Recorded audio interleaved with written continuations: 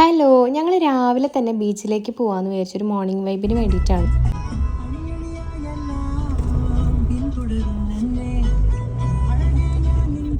നാനൂനെ രാവിലെ തന്നെ എണീപ്പിച്ച് കൊണ്ടുപോകുമ്പോൾ നാനൂനൊരു ഉറക്കച്ചടപ്പൊക്കെ ഉണ്ട് കേട്ടോ. അതാണ് ഇങ്ങനെ ഫേസ് ഇരിക്കുന്നത്. അങ്ങനെ അതാ ബീച്ചിൽ ഞങ്ങൾ എത്തിയിട്ടുണ്ട്. ബീച്ച് കുറേയൊക്കെ ചേഞ്ച് ആയിട്ടുണ്ട്. പിന്നെ അത് മാത്രമല്ല, ഈ ഒരു സമയത്ത് മാത്രമാണ് ഈ ബീച്ച് ഇങ്ങനെ കാണാൻ പറ്റൂ. അല്ലാത്ത സമയത്തൊക്കെ വൈകുന്നേരം ആണെങ്കിൽ ഈ ഭാഗത്തേക്ക് എടുക്കാനേ പറ്റില്ല കേട്ടോ. അത്രയും തിരക്കാണ്. അങ്ങനെ തിരക്കില്ലാത്തതുകൊണ്ട് തന്നെ ഞാനും നല്ല രീതിയിൽ ഓടിച്ചാടി കളിക്കുന്നുണ്ടായിരുന്നു കേട്ടോ. പിന്നെ അത് കണ്ടപ്പോൾ ഞങ്ങൾക്കും നല്ലൊരു സന്തോഷമായിട്ടുണ്ടായി. അവളെ പക്ഷെ നിർബന്ധിച്ച് ഞങ്ങൾ എണീപ്പിച്ച് കൊണ്ടുവന്നതാണ് കേട്ടോ. അവൾ ഉറക്കത്തിൻ്റെ ആ ഒരു ഇതിൽ വരുന്നില്ല എന്ന് പറഞ്ഞതായിരുന്നു. പിന്നെ ഞങ്ങൾ കൊണ്ടുവന്നേരം കണ്ടില്ലേ, അവൾ നല്ല ഹാപ്പി. പിന്നെ ഒരുപാട് പേര് നടക്കാനായിട്ട് വന്നിട്ടുണ്ടായിരുന്നു.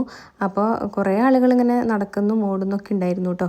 ഞങ്ങളും കുറച്ചങ്ങോട്ട് നടന്നു. പിന്നെ ഞാനും മോൾക്ക് ഈ കല്ലിൻ്റെ മുകളിൽ ഇരിക്കണം എന്ന് പറഞ്ഞപ്പോൾ അവിടെ കുറച്ച് നേരം കയറ്റിയിരുത്തി കേട്ടോ. ശരിക്കും മോർണിംഗിൽ ഇങ്ങനെ ബീച്ചിൽ വരുമ്പോൾ നല്ലൊരു വൈബാണ് കേട്ടോ. ശരിക്കും ഞങ്ങൾക്കത് നല്ല രീതിയിൽ ഇഷ്ടമാണ്. അപ്പോൾ ഞങ്ങൾ അത് നല്ല രീതിയിൽ തന്നെ എൻജോയ് ചെയ്തിട്ടുണ്ടായിരുന്നു.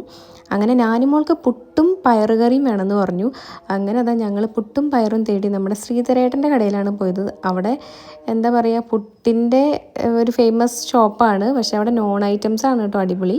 പക്ഷേ ഇവിടെ പുട്ടും പയറും ഉണ്ടാവുമെന്ന് വിചാരിച്ചിട്ടാണ് ഞങ്ങൾ പോയത്. അങ്ങനെ അവിടെ പുട്ടും പയറില്ല ഗൈസ്. കുട്ടി ആകെ സങ്കടത്തിലായി. അങ്ങനെ ഞങ്ങളതാ ചോദിച്ചപ്പോൾ പുട്ടും കടലയും ഉണ്ടെന്ന് പറഞ്ഞു. അവൾക്ക് അങ്ങനെ പുട്ടും കടലയും അവൾക്ക് പറഞ്ഞു. അങ്ങനെ പ്രബി അതാ പുട്ടും നമ്മുടെ മുളകിട്ട അയിലക്കറിയാണ് കേട്ടോ പറഞ്ഞത്. ഞാനിത് രണ്ടും കൂടി മിക്സ് ചെയ്തങ്ങ് കഴിച്ചു കേട്ടോ. അങ്ങനെ പിന്നെ പയറുകറി ഇല്ലാത്തതിൻ്റെ സങ്കടം കുട്ടിക്ക് കടല കഴിച്ചതോടുകൂടി മാറി. നല്ല ടേസ്റ്റുള്ള കടലക്കറി ആയിരുന്നു. അങ്ങനെ ഞങ്ങൾ ചായയും ബൂസ്റ്റൊക്കെ പറഞ്ഞിട്ടുണ്ടായിരുന്നു. അപ്പോൾ അത്രയേ ഉള്ളൂ ഗൈസ്. ബൈ.